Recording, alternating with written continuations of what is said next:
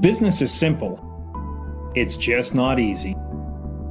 We focus on 3 things to help you run and grow your business more easily: talent, sales, and how to scale. This is the Talent, Sales, and Scale Show.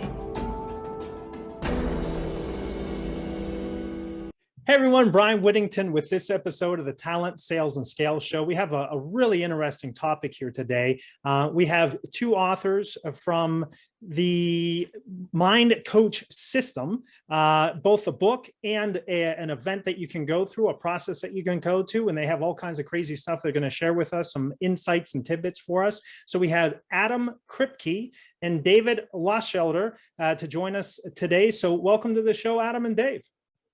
Yeah, thanks, Bryan. Thank you. Yeah, absolutely. So, let's jump right into this. One of the key questions that we always ask is, a lot of people are talking about success, and a lot of people are talking about mindset and, how you have to do all of these things. So why in the world should we listen to you on, you have the secret sauce to create a blueprint to reach our peak performance? So, what makes you experts on this other than, your book and all?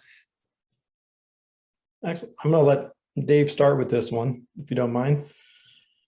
Yeah, the whole notion of the book came out when there was a day where I received a phone call from Adam, and at the time I was part of his mastermind, and he said, "Hey," he goes, I was listening to some of the things you were saying, and do you want to do a project together?" And I was like, "Sure." I'd love to. And so we got talking, and from some of the other books I've written, some of the stuff that I've done, we kind of connected with this whole notion of peak performance. And from there, we started to talk about and develop certain things. And the thing that we really kind of understood together quickly was there's a lot of different tools that were out in the ether that people were using to reach peak performance and to, reach their full potential. But it was all piecemeal. It was all, like going to a toolbox and just looking through tools and trying to figure out, like, okay, which tool do I use? And then going back to the toolbox again and looking, okay, what do I need now? And so eventually this stuff works, but there wasn't a formula. There wasn't a system. And so the more we talked, the more we started to understand, like, there isn't a formula or a system of approach that has all these tools or the essential tools that you would need. And so we started to talk about and develop these over a course of 6 months. And then eventually that kind of turned into the book, and then turned into a lot of other stuff and turned into a business. But we really understood, I think, that once you have a system, then people are able to follow this system, just like baking a cake. You know the ingredients, you know how much, what temperature to cook it at, how long. And so that's what we are trying to develop for people to follow, so they can reach their full potential much more efficiently and much faster. So Adam's been an entrepreneur for forever. I've been doing some performance coaching for forever, and counseling. And so once we started to implement this with our clients, we started to realize, like, wow, we're getting some massive results with this. And as we tested it, as we looked at the research and looked at case studies, we really found that it was super powerful.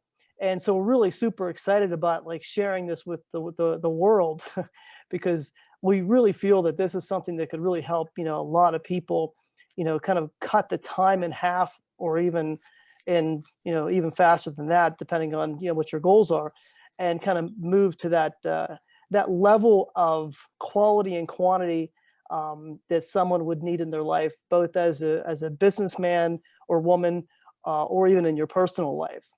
So let me push back on that a little bit, and Adam or Dave, you can jump into this. But yeah, oftentimes it sounds too good to be true, right? I've seen this on YouTube, and dropping my kid off or listening to music on YouTube, and they're like, "Hey, this is how I got rich," and 3 easy steps. So why? I mean, there's all kinds of systems and a bunch of things out there. What makes this any different, or why should we really trust this one as opposed to all the others out there?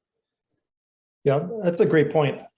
I mean, everything that Dave and I were looking at is based on case studies that we've seen out there as far as like, what are some of the best systems out there for creating your goals? What are the best systems out there for putting together and executing your to-do list? What are some of the systems out there for solidifying your vision and where you want to go in life?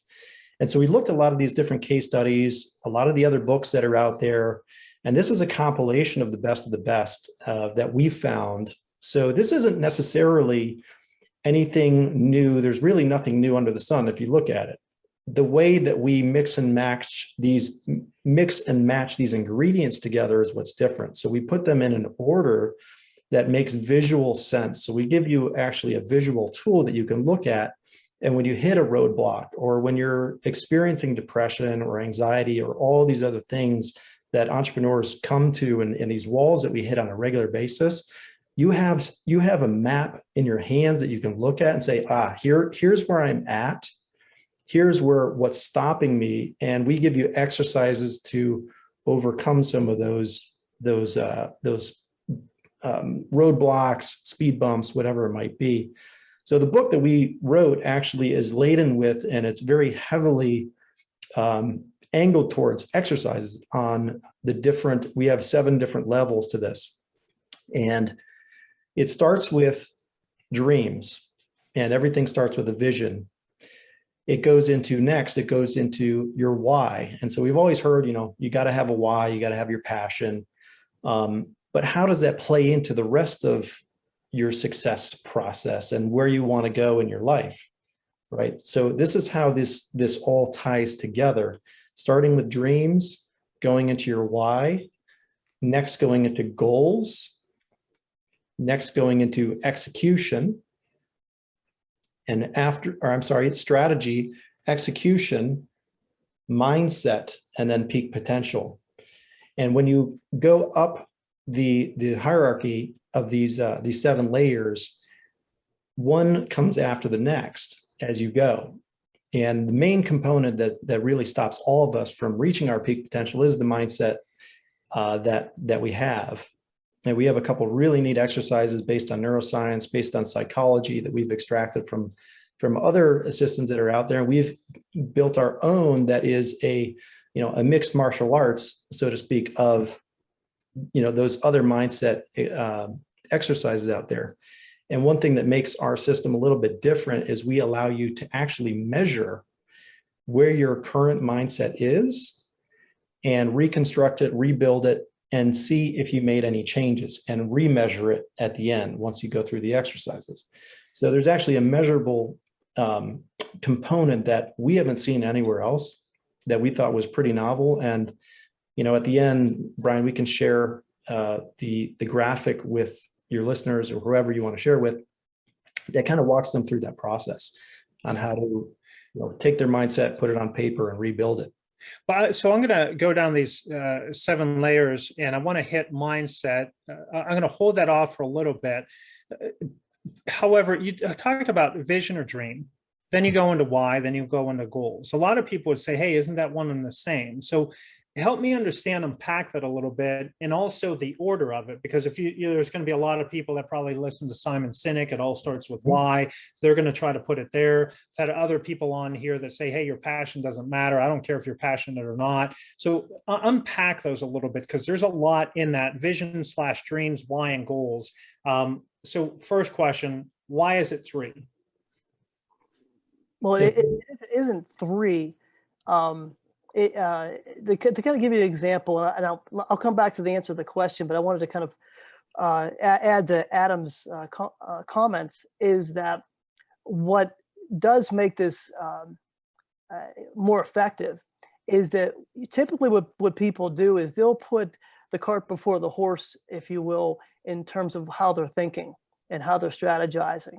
And so what we found was, and even with the clients that I've worked with, they're all the way to strategy, and they're starting with the strategy before they have all the other basis of, what is your dream, what is your why, what are your goals, and so those 3 have to layer each other. So when you're starting with And so you have to almost back them up a little bit and say, well, wait a second. Now you can't develop a strategy until you have it clearly defined, but then not only clearly defined, but really have a reason why.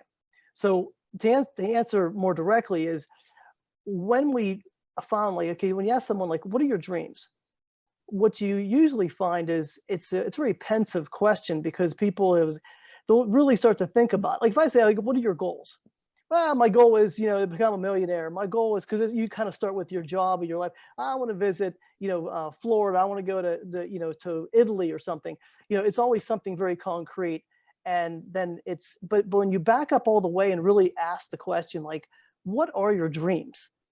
You really start to think about, like, okay, well, what do I dream about? Like, what do I really want? And then when you start to ask, then when they answer the question, then you start to say, okay, well, why is that?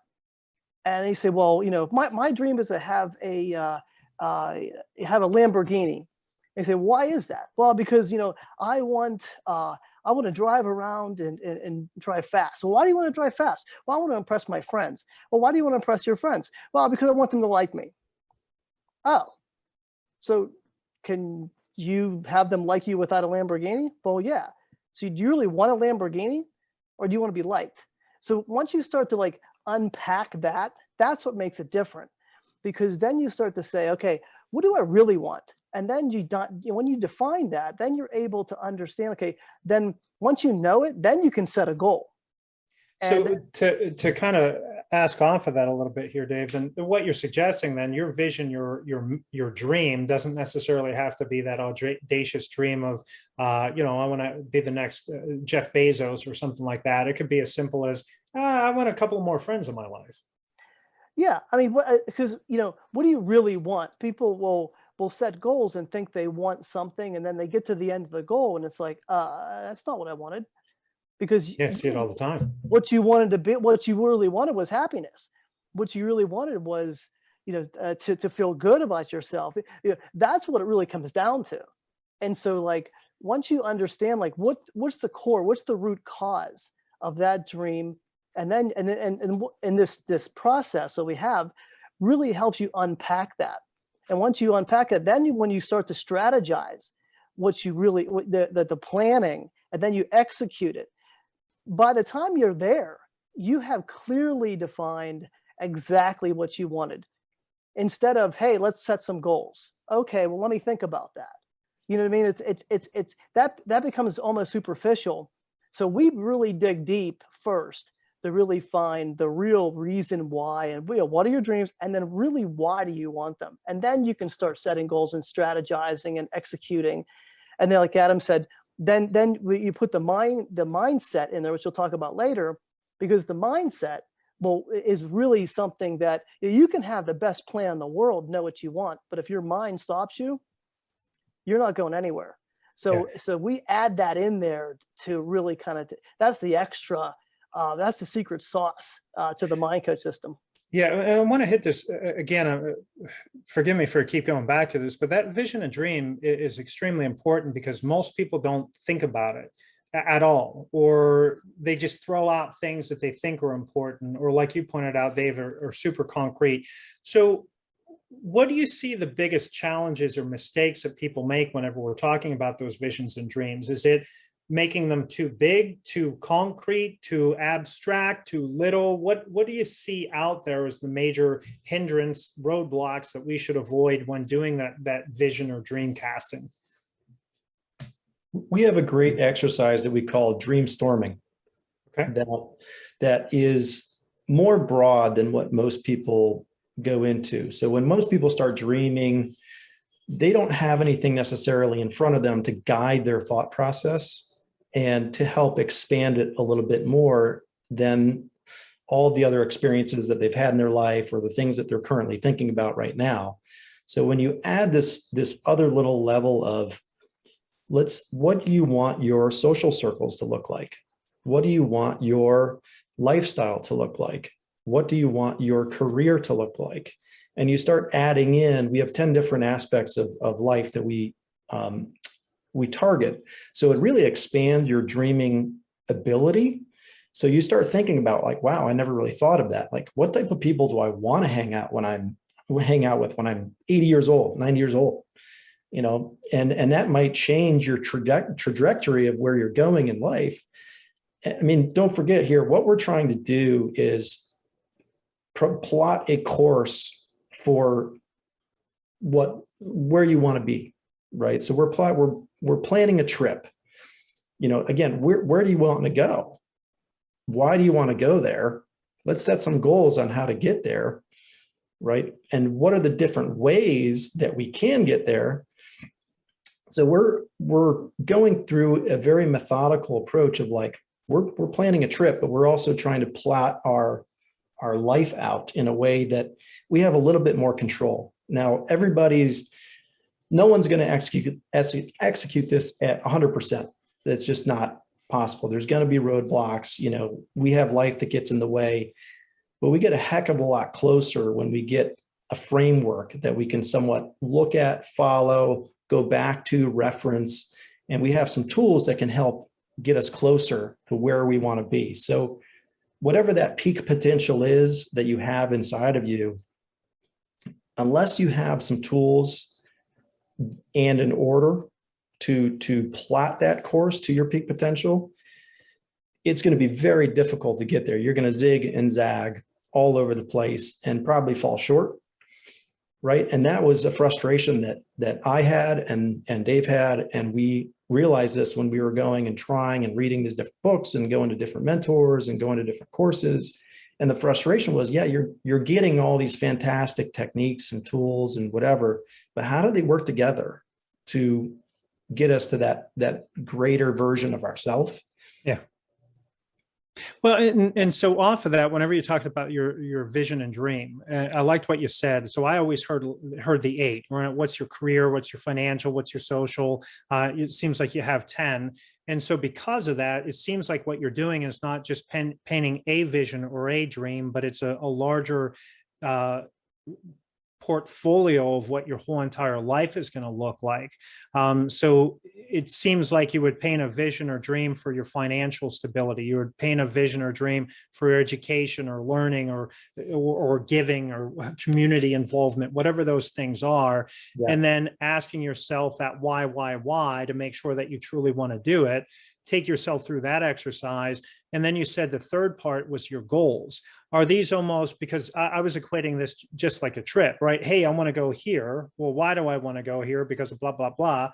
All right. Now, if I'm going to take that trip, it seems like your goals are not goals as in where you're heading, but mile markers along that path so you can measure how you're going, velocity, checkpoints, and all of those good things. Is that kind of a clear understanding of what the goals are in this instance? Correct. Yeah, exactly. You're putting some milestones out there. You're getting some higher level, when you're going to put a timestamp on when you want to achieve a few of those things. But yeah, you got it, Bryan. It's like you want a bigger goal as far as what are the bigger things that I have to do to achieve that, right? And then when we get into the execution phase, that's where the rubber hits the road and you start actually putting in the work and doing the tasks to get you closer to that. Right. Yeah, because then you go. So once you have your goals, your mile markers, when you're going to get there, then you get into your strategy. And like you said, there are multiple different ways that we can get that strategy, and that comes down. Then it comes down to execution. So whenever you're talking strategy, how in depth do we want to go? Do we want to make that? I mean, super fine tuned of it's going to be this way and only, and I'm going to be rigid to it. Do we allow some flexibility? Like I'm going down the road, I come up to a detour and allows me to detour around it. So can you talk to that a little bit about the strategy side? Because I think everybody knows goals. I'm going to make them smarter, and they're all doing that kind of thing. But talk a little bit about the strategy side, please. Yeah, this is like the bread and butter of it, because when this is really the most exciting part, because like I said, the tools we have here are pretty cool. And so when we strategize, like there's like you said, there's 1,000 ways to do something, right? So part of our process with this is you kind of lay everything out on the table, and you kind of think about as many ways as you can do something to reach that goal. And so so this is the hard work, right? So you're really thinking about, if you have 100 different ways of doing something, you're not going to use all 100.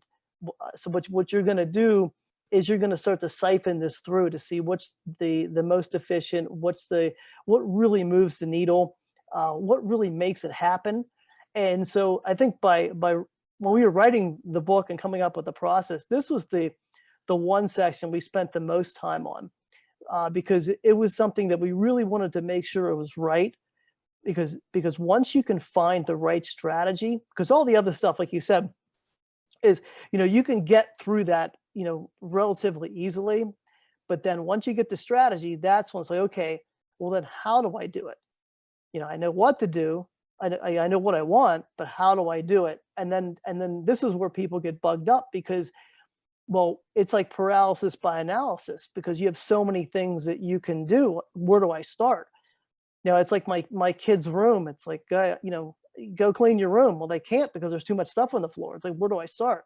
So how do you start to organize your thoughts, the things that you think would be good to use, and then siphon those in there, and then kind of utilize those things that would make the most sense. So you may have 100, but then after you think about it and you kind of put it through our filter, we call it a filter. So you filter that in, then you might come up with 5 things that are really, really potent, that can work and move that needle and kind of catapult you, right to the execution. So I know Adam and we get very excited talking about this type of process, because this is where I think a lot of, like I said, if you think about the other systems out there, if you're asking, going back to your original question, this is where it really separates the other great systems with this one too. I mean, they're all systems are good if you use them right, but this one really makes it work.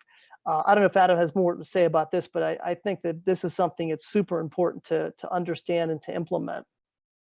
Yeah, something I'll add to what Dave's saying. So there's 3 components that are that I can provide here. One thing that we found when we were writing the strategy component is it really is less about the how and more about the who.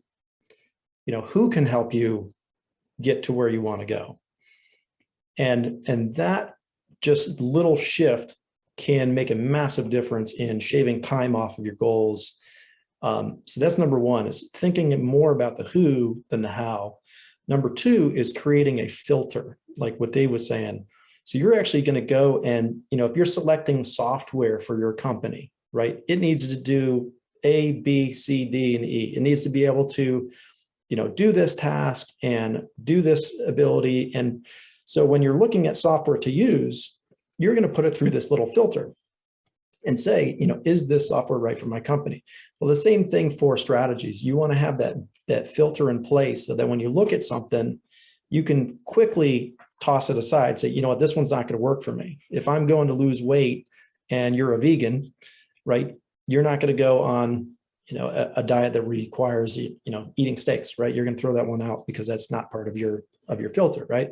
So we help people to construct a filter so that they can quickly and easily get a strategy that works and throw the stuff away that is not going to move the needle for you in your particular situation. So I think the filters are pretty easy. I think that people would go to that pretty well. Right. Let's unpack a little bit about the who, not how. I'm thinking of, that instantly comes to mind whenever, I'm not sure if either of you read it, but Good to Great by Jim Collins. And, first who, then what. And you're talking first who, then how. So unpack a little bit about what should we be looking for in the who? How do we find the who? I think the easiest thing is you want to try to find your doppelganger. You want to try to find somebody that's in a spot where you want to go, doing the thing that you want to be doing, as close to that as possible, and someone that is non-competitive to you and willing to help. You can get them on a phone call, you can get them on an email, you're really looking for a mentor or a guide or somebody that can shorten your time from going from where you're at to where you want to go. And so you're really looking for a mentor or a peer or somebody that has already done it, because success leaves clues. I don't know who to give credit to that line, but success leaves clues. So you just follow that path. So that it's as easy as that. That's one of the strategies. So if you're looking to grow yourself in that manner, that's one who that you want to be looking for. Now, if you're looking to grow your business and you're looking at a strategy to grow whatever it might be, sell widgets or a service, you're going to be needing, for example, distribution. You want to tie into distribution networks. And so who has the client base that you're looking to promote to? Who has the market? Who has the audience? Who has an asset that maybe you can use or give value to in some way that is reciprocal? You can give them some value, they can give you some value back, whatever it might be. So it's finding people that are in a position to help you succeed. So whether that's someone that is already living it and breathing it, or someone that has the key to where you want to go, and they're somewhat of like a gatekeeper, right? Those individuals can make or break your path. They're the ones that can shave time off of your end goal and can turn, years into days. Yeah, or if you choose the wrong one, the exact opposite. So really making sure that they've truly been there, done that, and they can give you sound advice. I heard to put this. Actually, sorry to interrupt. That's in the filter. So Okay. when you're filtering, that's part of, what do they have? Good testimonials? Do they have, how is their experience been in this world? Are they well known? Whatever it might be, but that can be part of the filter so that you're doing your best. You obviously can't have zero,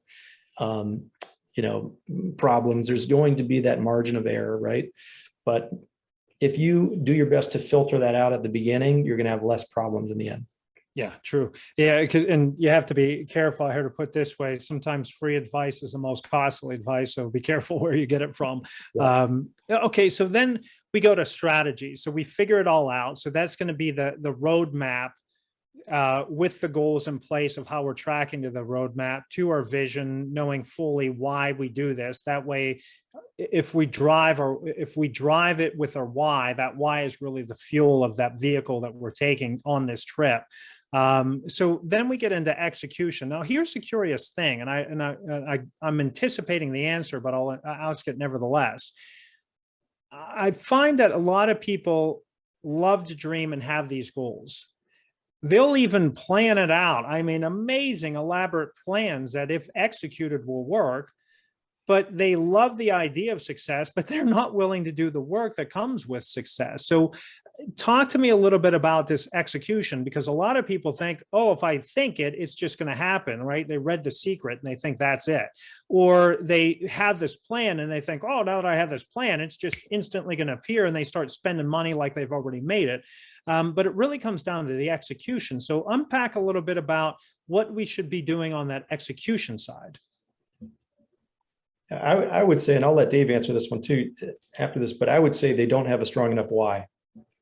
Because if there's no gas in the gas tank to really get you there, and there's no power behind your decisions, you're not going to make the necessary steps. You're not going to put in the work that needs to happen. So if you're comfortable, where you're at, why change? That why change comes from understanding your personal why and digging a little deeper into a fire that you need to burn inside yourself to push that uphill, push yourself through it.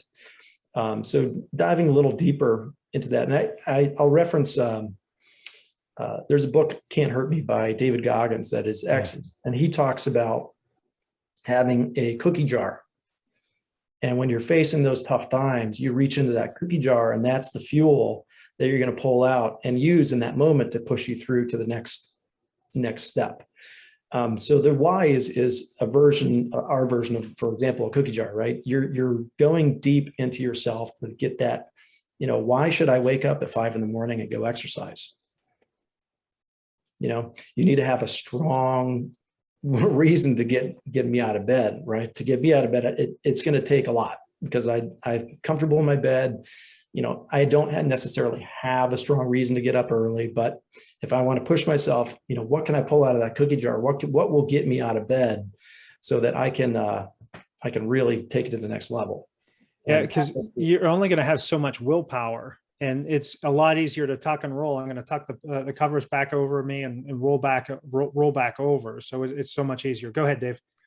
Yeah, and exactly. And Adam, I totally agree with that, because it's not only it's a compelling why, but it's even more powerful when you have a stack of whys, right?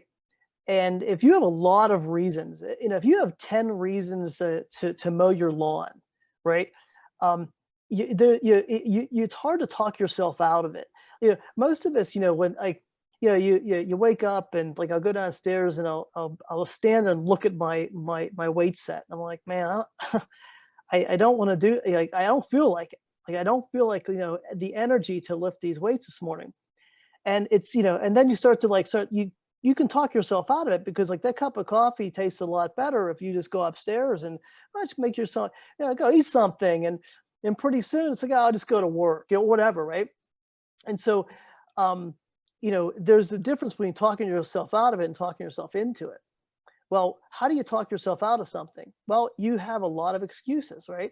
So you have it's the opposite of the cookie jar. So you just come up with a lot of things why not to do it. And then the question is, why couldn't you do the opposite? So why couldn't you just simply come up with a lot of excuses to do it and have those excuses be compelling? And then how do you do that, right? So then it becomes mindset. Then what are you visualizing? What do you really want? Then you start tapping into all the stuff that is in the first part of this process, which is like the dreams and the reasons. And then you can actually reverse. It's like reverse motivation, right? You can actually motivate yourself. Motivation isn't really that complicated. I mean, motivation is basically figuring out how many reasons do you want to do something, and then tapping into those reasons. It is like, if one doesn't work, then go to the next one, or just use 2, just use 3, and eventually you'll want to do something. That's where the execution comes in. Motion, it also, creates motivation. So, by doing something also causes motivation. Starting something, right? It's that getting started is really sometimes very difficult for all of us at times. But how do you do it consistently? And the way to do it consistently is merely just to be able to come up with enough reasons that are compelling to be able to kind of take yourself, over that hump and then get started. And I think that's kind of, I know it doesn't sound that complicated, because it's not, because we make things more complicated than they really are.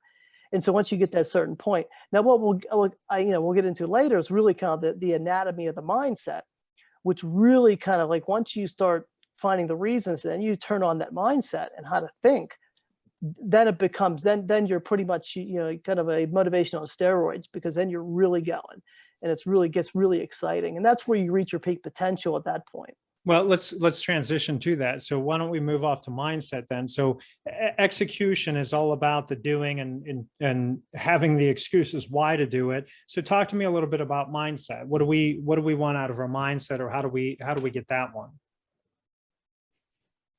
Well, one thing that Dave and I, this took a long time to really build, and it took a lot of back and forth and research, because there's a lot out there on this. But one thing that we were looking for is, we want a tangible tool, because many times we go throughout our day and we don't really realize what's going on in our subconscious or in the background of our head until it's too late, or until we react, or until we, get mad or frustrated or depressed. And then, days go by and we're still in that state.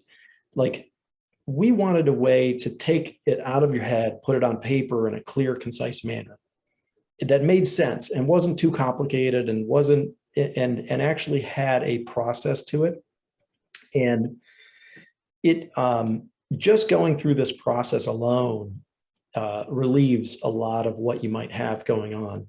And it's very simple. We try to simplify it as much as possible so that it could be implemented at the drop of a dime. And we call it the beta cycle. And it's an acronym. So it starts with BETA, and it's beliefs, emotions, thoughts, and actions. And we call it the cycle because they go in a cyclical motion. You know, one flows into the next, into the next, into the next. And what we realize is a lot of times, like, you might be angry, but you might not know why, right? Or you might be over in the corner at some party being antisocial, which is a form of an action, and you don't know why. And it helps unpack what's going on so that you can reverse it and design your mind in a way and rebuild your mind in a way that is beneficial to you and serves you instead of hurts you. So this also came from, I don't know if you're familiar with brain waves, but there's something called beta waves. And beta waves are a form of when you're being conscious. You know, beta waves are your conscious mind. And so what we're doing here is we're taking the unconscious and we're making it conscious. And so by using this acronym, you can quickly say, you know, what am I saying to myself? What are my emotions right now? What are the actions that I have? And putting it down on paper and measuring that. So there's a bunch there. So a couple of things. One, mindset. A lot of people are going to think that's a little woo-woo. That's a little bit happy, touchy-feely kind of thing. Is this Robert Smalley kind of thing, or who is that guy? What is his name? I'm good enough, smart enough, and gosh darn it, people like me. Yeah, are we talking about affirmations here? Unpack a little bit about mindset, because there's a lot of people that will push back hard on this. So talk to the skeptic. Yeah, I mean, I'm glad you said that, because it's very true. It can sound woo-woo. This is based on science, and we have looking into like some of the cognitive theories, like cognitive behavioral therapy, for example, that those models are scientifically proven to really help people for sure, especially with depression. And so what we've done is we've taken the science of psychology and really took a look at it and said, okay, what would make the most sense here for someone to kind of change their mindset? Because this is really about change, and it's really about understanding how you're feeling, what you're thinking, how you're behaving. So there's a few things here. Kind of a little bit of a side note with this is there's a tool we use called the 3 A's, and it's the first A is it's awareness, assessment, and action. So to change anything, you have to have some type of awareness. So you ever find yourself doing something, and someone will say, what are you doing? And so I don't know, or you're just clueless of your behavior, right? Where you say, man, I can't believe I did that. And then you start to think about, like, why did I do that? And so things like that. So awareness is number one. And once you're aware, then you're able to assess it. And once you can assess it, then you can look at possibilities to take action to either correct it or change your approach or whatever. So kind of the basis of this too is we call the 3 A's. So once you can understand that, or utilize that concept, then you can kind of move into kind of what we call the beta cycle, which, like I said, is based on science. So your belief system is something that, we all have beliefs that we have. And so sometimes what happens is you're believing something that doesn't serve you. Sometimes it does serve you. And so it depends on the situation. So like, for example, if you believe something, and the question is something's not going right. So the question is it true? It's just a simple question. Is it true? And then you can question that, what you're believing, because what you're believing is how it's making you feel. And how it makes you feel determines the thinking process, because the emotion and thinking are tied. Because once what your self-talk is really determined on how you feel as well. So your emotions and your thoughts are connected. So as we look at the emotions and look at the thoughts, then you're able to kind of make a determination based upon your belief, what you're feeling and thinking, and the self-talk that goes along with that, and then from there, how that generates a behavior. And so the action the actions you take. So once you start to think of it that way, then it becomes, I think, less woo-woo, because it's like, okay, well, what's going on with me? Like, why do I feel depressed? Why am I frustrated? And so maybe you're saying to yourself, well, maybe you feel you have lack of confidence. And you say to yourself, well, I don't think I can do this. I'm not worthy. I'm not able to do this. I never learned. And all of a sudden you come up with all these things in your head, and you feel like you can't do it, and you don't try. And so it's like, well, why isn't that person trying to do that? That person's he's capable, she's capable. It's your mindset that stops you. So like I said before, we have this awesome plan and all this work that could happen from dreams, goals, strategy wise, all the way up. But if you don't have command of your beta cycle, then you're really not able to execute all that work you've done with the plan. And I've seen it over and over again with a lot of my clients. It's, they're almost there, and guess what happens? It's like, nothing happens, because they don't think they can do it. And it's a matter of confidence. It's a matter of feeling they're not able to do it, or whatever that would be. So it's really weird how people self-sabotage right whenever they get to the finish line. Now, a question here. So you talked about how it's almost a wheel. So belief, emotion, thoughts, actions. If there's all in a wheel, which comes first?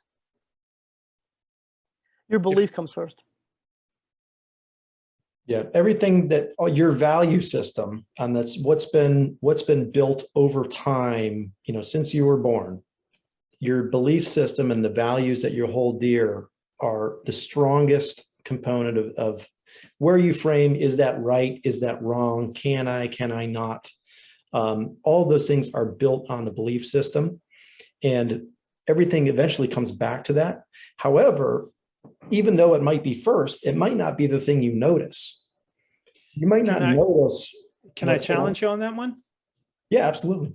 Because if, I can believe all day long, and sometimes my belief isn't a supportive belief, especially whenever you're talking about first who, oftentimes you're seeing people do different actions than what you're doing, and you don't believe that might work. So if you take the action, even if you don't necessarily believe it, you're going to see different results. And in those actions getting different results, those changes in results tend to change belief. So I've always been one that says, hey, even if I don't feel it, even if I don't believe it, I'm going to act in spite of that. And as long as those results change, that's going to change my beliefs. But if I don't see any results change, that's unfortunately going to just reinforce my false beliefs. So that's where I would push back. Thoughts on that? You might hate that idea. I'm not sure. No, actually, we're saying the same thing. So there's two components. One is putting your thought process on paper. So you're becoming aware of what's going on. And that process alone is very, cathartic. It's very good to just get it out, and you can put it on paper, and just that lightens the load of how you're feeling and your mindset. Now, is it going to, fix you 100%? No, the answer is no. There might be a 1% increase. There might be a 2% increase. But the idea is, once we have it down on paper, now we do what we call beta reconstruction. So there's a two-part process to this. And exactly what you were saying, Bryan, is we start with actions first, and we go back around the opposite direction, because the actions are the easiest thing to change. Those are things that you can do right away. It could be your posture. It could be talking to somebody. It could be speaking up when you feel shy. It could be a small gesture just to push the needle a little bit further and closer to where you want to be with your mindset, right? Actions are the easiest place to start. And then it goes back around with what you're saying to yourself, the emotions you feel, and then back to beliefs. So when we're putting it down on paper, we start with beliefs and go around to actions. When we're reconstructing, we're going from actions all the way back to beliefs. So it's a reconstruction motion. But now when we're talking about yourself, and when you have stress and when you have anxiety, when you have a feeling of like, man, why am I just not progressing in my business? I feel stuck. I've been in the same spot for the last year. What the hell is going on? And you start, beating yourself up in your head. Which is always helpful, by the way. Which is always helpful. You might notice that you just wake up pissed off every day, but you have no clue why. Like, you're like, why am I, like, the other morning I woke up and I was just in a bad mood. I'm like, nothing happened. I should be in a great mood. Why? And I went through this process and just, it was something that I was saying to myself, but it was the emotion that I felt. It wasn't the emotion that was triggering it necessarily. It was something I said to myself, or that I was saying in my head, that was making that emotion come out, if that makes sense. So just the process of getting it out of your head helps to alleviate a lot of these things that we feel. And it's not a magic wand, it's not a silver bullet, but it is a tool. And unless we were never taught growing up how to deal with our heads, the things that whatever's happening between our two ears, unless you have a degree in psychology, there's so much stuff out there. Like, how do you make sense of it, right? So our goal, Dave and I's goal here, was to create a simple tool for the lay person that we can use. And that's why we call it the MindCoach System, is you're coaching yourself. This is a tool for coaching yourself. So when no one else is around, you can use this tool to actually extract what you have going on and do your best to reconstruct it. Now, there are times you're going to absolutely need professional help. There's absolutely times where you're going to need, doctors, psychologists, and medicine, and all of those things. That's not what we're saying. This is just supplemental to your day-to-day work on yourself that you're doing. So if that answers your question, I mean, we're saying the same thing. So absolutely, reconstruction. Now, and then, so if we do those six things, and then we'll be at our point 7, which was our peak performance. Is that kind of a good summation of your book here? Correct. Yeah. If you're able to conquer your mindset and you're able to be at an optimal mindset, then you're at your current peak potential. So your peak potential can change. It better, right? Yeah. Your peak potential. I mean, peak potential is the essence of constant improvement of yourself, a constant drive to become better and better. So that peak potential is always going to change but where you are now is your current peak. And then when you go back through the process, you're going to have a different peak. Got it. Well, speaking of peaks, we're at the peak of time, so we got to rapid fire these last couple of questions, but that was extremely helpful. I hope everybody enjoyed that. It was very insightful. So as you're doing this, what would you say that you see as the biggest challenge or areas in which people stub their toe whenever they're trying to drive to peak performance? I think you might have touched it on already, but how can we avoid that? What's the biggest thing that you find out there that we should avoid? Yeah, Dave, go ahead. Oh, I would say, your mindset and mindfulness, to really focus on those two things, understanding like what you're thinking, how you're feeling. Those are the biggest stumbling blocks. The other stuff's very mechanical. It's not easy. It takes hard work, but when you're talking day in and day out, quality of life, the quality of, your mindset, your feelings, how you view the world, those type of emotions and feelings and thoughts and beliefs need to be evaluated all the time.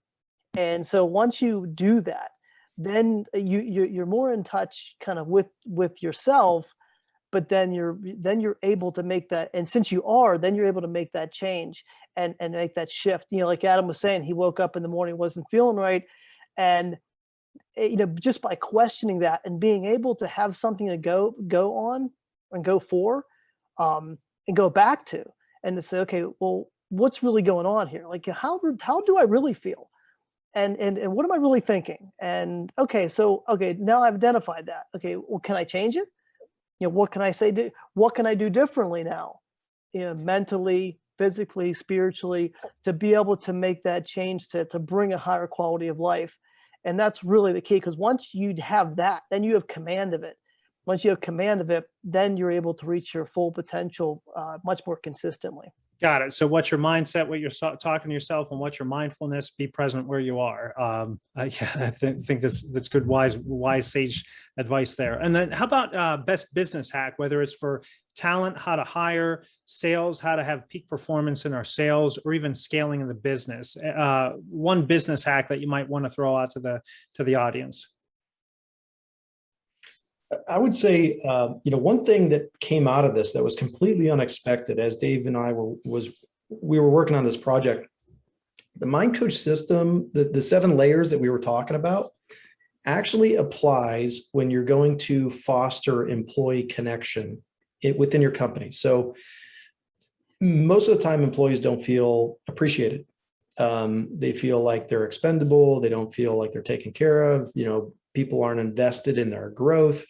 And so anybody listening that has a lot of employees, this same 7-step process, if you understand, for example, what the employee is dreaming about, what do they want? Do they want a, house on a lake, somewhere in, northern Michigan as their retirement package, right?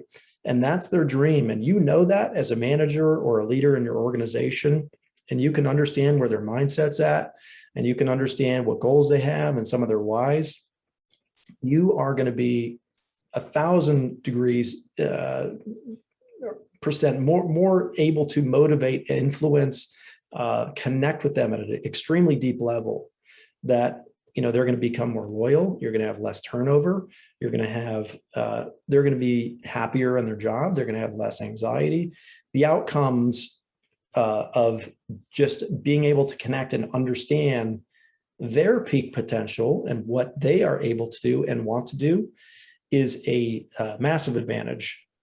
And that's a system that actually Dave and I teach for organizations. But that hack alone, all these kids coming up nowadays are looking for a company to work for that cares about them. They're looking to become developed. They want to learn. They want to grow. And this is how a way that you can do that is by understanding what they want. Yeah. And so with you teaching that, there's a book, I think his author's name is Kelly, called Dream Manager, speaks to the same thing, but it doesn't necessarily give the 1-2 sound how this is advice to take. So really interesting. I really like that, because engagement right now, especially with remote employees, is a critical factor. So that's a great one. How about resources that you might recommend, whether books, podcasts, guides? How can we learn this stuff better? So shameless plug on your book is? Sure. MindCoachSystem.com. You can go. We got a bunch of actually free tools there that you can go and download. So we got a couple podcasts, a couple tools. We have the beta cycle, as well as the pyramid that you can look at, and some questions in there and tools that you can use. For me, I'll let Dave answer next. But for me, my favorite podcast out there is by Roland Frazier, called Business Lunch. He's an accomplished business professional, has some excellent hacks on business. I love listening to his stuff. Good. Awesome. Thanks. How about you, Dave? In terms of, since my interest is really into the mindset, it's probably Jocko Willink, former Navy SEAL. He's a really good podcast, and I think he kind of covers, has a lot of guests on, and he kind of covers mindset pretty deeply. So it's very interesting. I think he's probably one of my favorites. Yeah, he's got some interesting topics there as well. So two great ones. Cool. Now, how about this? What's the future hold? What are you seeing coming down the pike that you're kind of watching, either in anticipation or in dread and worry? I probably going back to what we said before, is, mindset's a huge thing now. Mindfulness. I think with the pandemic, people going through that, we've found that there was, people were affected by that more than what you think. And I think now, being isolated, working from home, not being, the lack of socialization, that affected a lot of people a whole bunch. And I think in the future, I think companies now are going to be looking at the mindset component of it, and the wellness factor, the mental wellness that people are experiencing in the workforce and how they're doing, because that obviously that affects performance. And so if you want the best out of someone, you really want to take care of that person, and one of the ways to do that is to make sure that their mental wellness is up to par. Yeah, I like that one. Adam, anything to add on to that one? No, I would agree. I think mindset and mindfulness are really coming to the forefront nowadays. You're seeing it more and more, and especially with media, social media, and all the things that are like grabbing it for our attention every single day. It's more important than ever to take back control of your own head, and have some tools to be able to do that. So I see that becoming more of a more prevalent nowadays, as well as what Dave was saying, employee happiness and happiness in the workplace, having a great culture as your company or organization is going to become more needed as these kids grow up. They want a place to work that's fun and engaging. They like people that they work with, and being able to create that environment is not only going to be challenging, but it's going to be a necessity in the coming future. Yeah, love it. Well, hey, I can't thank you enough, Dave and Adam, for your time here. Some great tactical, easy to apply, maybe not simple, but easy to understand and apply kind of tactics here. So I can't thank you enough for that. So who should reach out to you? How should they do it? And why should people reach out to you? See, I got the why in there. That's great. Who should reach out to us? Yes. Who, how, and why? Okay. Well, I think in terms of professions, I think any business professional that's looking for any person in a leadership position that really wants to kind of take themselves to the next level, but also lead others in the same way. Obviously entrepreneurs, I think they would, with this type of system, really kind of helps people kind of pull together their thoughts and their desires and makes them real. I think that those are people, managers, and really anybody else who really wants to kind of take themselves to the next level. It does apply to the majority of people. We've been focusing on entrepreneurs and business at this point. But if you're really looking to build a quality of life, then that would be something that might be of interest to a lot of other people as well. And how should people reach you? I think just by going to the website mindcoachsystem.com. There's lots of ways there to contact us, whether it's social media or email. You can also schedule a consultation call if you're looking for something a little bit larger. But we're available. David and I both are on LinkedIn. I'm not as active on there as I need to be, but we're easy to find. MindCoach System, no S at the end of system, mindcoachsystem.com. Cool. Well, Adam and Dave, I can't thank you enough. So great, tactical, helpful advice here. So I appreciate it. So as always, everyone, don't take this for knowledge sake. Knowledge sake is pointless. Let's make some application of it. Get out there, get your visions going, know why you want those visions. Don't lie to yourself. Really have a good why there. Get your goals, benchmark those, get after those goals, know that you're hitting it, hit your strategy, hit your execution. You got your mindset, keep that in check, and then hit your current peak performance. So, peak potential. Sorry, I almost got that screwed up. So I can't thank you enough. Thanks, everyone. Until next time, see ya. Awesome. Thanks, Bryan. Thank you. Thank you, Bryan. Thanks.